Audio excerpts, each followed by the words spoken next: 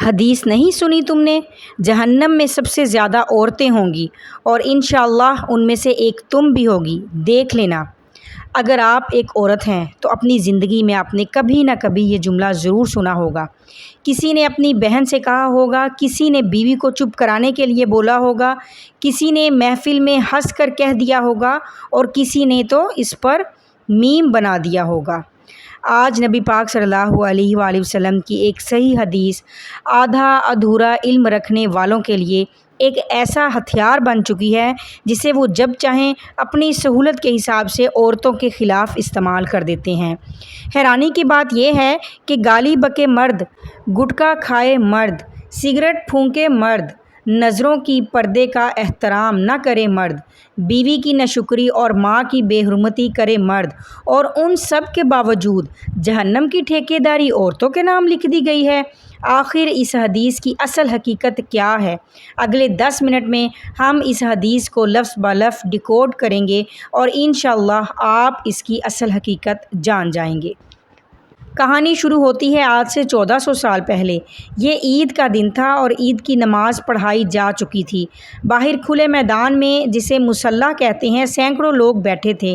نبی پاک صلی اللہ علیہ وآلہ وسلم لوگوں کو دین کی باتیں بتا رہے تھے، اللہ کو راضی کرنے کا طریقہ سمجھا رہے تھے اور صحابہ آپ کی باتوں کو غور سے سن رہے تھے۔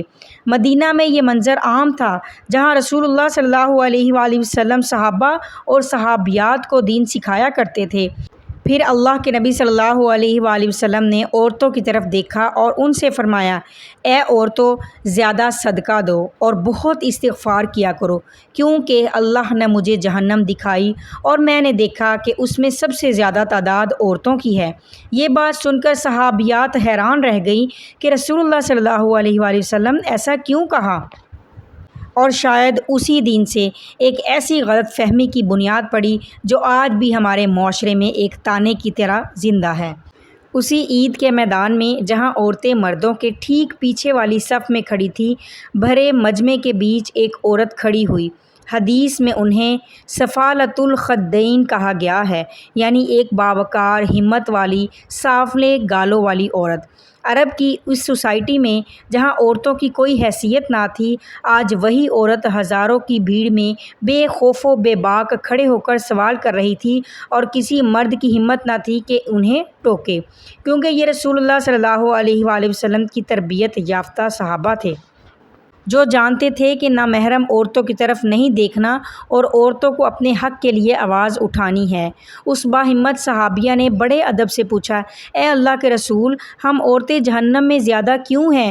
کیا اپنے کفر کی وجہ سے یا ایک اللہ کو نہ ماننے کی وجہ سے؟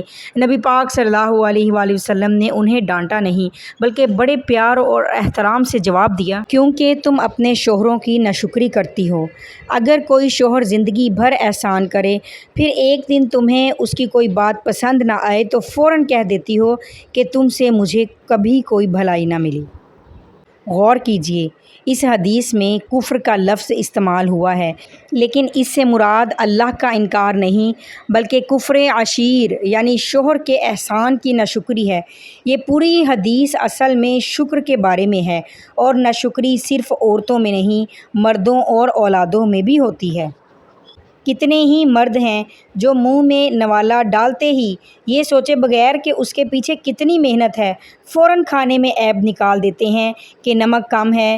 اس دن مدینہ کی عورتوں نے اس نصیحت کو فوراً سمجھا اور اپنے کانوں کی بالیاں اور انگوٹھیاں اتار کر حضرت بلال رضی اللہ تعالیٰ عنہ کی چادر میں صدقے کے طور پر ڈال دی۔ آج بھی معاشرے میں عورت ہی گھر بناتی ہے، لیکن کبھی کبھی وہ جذبات یا غصے میں آ کر کہہ دیتی ہے، تم سے شادی کر کے میری زندگی خراب ہو گئی، مجھے آج تک کوئی سکھ نصیب نہیں ہوا۔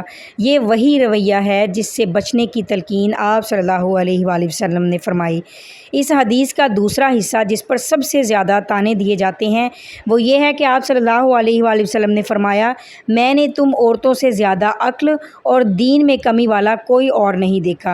اوپر سے پڑھنے پر لوگ کہتے ہیں کہ اسلام عورت کو کم عقل کہتا ہے، لیکن جب صحابہ نے آپ صلی اللہ علیہ وآلہ وسلم سے اس کا مطلب پوچھا تو آپ صلی اللہ علیہ وآلہ وسلم نے خود اس کی وضاحت فرمائی۔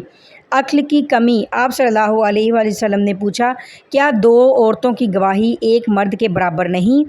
یہاں بات دماغی صلاحیت کی نہیں بلکہ اسلامک لاء کی ایک مخصوص حد کی ہو رہی ہے، جہاں مالی معاملات یا بزنس میں دو عورتوں کی گواہی کو ایک مرد کے برابر رکھا گیا ہے، جیسا کہ سورۃ بقرہ میں ہے۔ یہ ایک قانونی رعایت ہے، عقل کا نقص نہیں۔ دین کی کمی یعنی کہ عبادت کا وقفہ۔ یہاں دین کی کمی سے مراد ایمان کا کمزور ہونا نہیں بلکہ عورت کے وہ مخصوص دن ہیں جن میں اسے نماز اور روزے سے رخصت مل جاتی ہے۔ مرد پورے سال بغیر وقفے کے عبادت کرتا ہے، اس لیے موازنے میں عورت کی نمازیں کم ہو جاتی ہیں، اگرچہ علماء کہتے ہیں کہ پابند خاتون کو ان دنوں میں بھی نیت کی وجہ سے پورا ثواب ملتا ہے۔ آپ صلی اللہ علیہ وآلہ وسلم دراصل عورتوں کو ان کا مقام اور طاقت سمجھا رہے تھے کہ مرد تمہارے مقابلے میں زیادہ نمازی اور روزے رکھتے ہیں، اس کے باوجود عورت کے پاس وہ جذباتی اثر اور کشش ہے کہ وہ ایک سمجھدار مرد کو بھی مغلوب کر سکتی ہے۔ اس لیے آپ صلی اللہ علیہ وآلہ وسلم نے نصیحت فرمائی کہ اپنی اس طاقت کا صحیح استعمال کرو، لعن طعن سے بچو اور خوب صدقہ دیا کرو۔ اکثر لوگوں کے ذہن میں آتا ہے کہ اگر جہنم میں عورتیں زیادہ ہیں تو کیا جنت میں مرد زیادہ ہوں گے؟ ایسا بالکل نہیں ہے۔ آپ صلی اللہ علیہ وآلہ وسلم نے فرمایا، میں نے جنت میں جھانک کر دیکھا تو وہاں زیادہ غریب دیکھے۔ یہاں مرد یا عورت کا موازنہ ہی نہیں، غریب تو مرد بھی ہو سکتا ہے اور عورت بھی۔ اب اس حدیث کو سائنس اور ڈیٹا کی روشنی میں دیکھیں۔ آج دنیا میں ہر 100 عورتوں پر تقریباً 101 مرد ہیں، لیکن UN کی رپورٹ کے مطابق سال 2028 تک دنیا میں عورتوں کی تعداد مردوں سے زیادہ ہو جائے گی، کیونکہ عورتیں مردوں سے زیادہ جیتی ہیں۔ 100 سال کی عمر تک پہنچتے پہنچتے ہر ایک مرد کے مقابلے میں 4 عورتیں زندہ ہوتی ہیں۔ 1400 سال پہلے جب کوئی پاپولیشن ریکارڈ نہیں تھا، تب اللہ کے نبی صلی اللہ علیہ وآلہ وسلم نے قیامت کی یہ نشانی بتائی تھی کہ آخری دور میں عورتوں کی تعداد مردوں سے بہت زیادہ ہو جائے گی، یہاں تک کہ 50 عورتوں کی دیکھ بھال کے لیے صرف ایک مرد باقی رہے گا۔ تو جب دنیا کی کل آبادی میں ہی عورتیں اکثریت میں ہوں گی تو قدرتی طور پر ہر جگہ بشمول جہنم ان کی تعداد زیادہ دکھائی دے گی۔ تو اگلی بار جب کوئی دین کا آدھا ادھورا حوالہ دے کر آپ کا دل دکھانے یا آپ کو نیچا دکھانے کی کوشش کرے تو مدینہ کے اس میدان کی اس باہمت صحابیہ کو یاد کیجیے گا اور اس سچ کو تلاش کیجیے گا جو کتابوں میں چھپا ہے، تاکہ دین کے نام پر آپ کو کوئی بیوقوف نہ بنا سکے۔ امید ہے کہ آپ کو یہ ویڈیو پسند آئی ہوگی۔ کامنٹ کر کے اپنے رائے ضرور دیجیے گا، کیونکہ آپ کے کامنٹس مجھے اگلی نسلوں کی اصلاح اور غلط فہمیاں دور کرنے کی طاقت دیتے ہیں۔ جزاکم اللہ خیر۔ السلام علیکم۔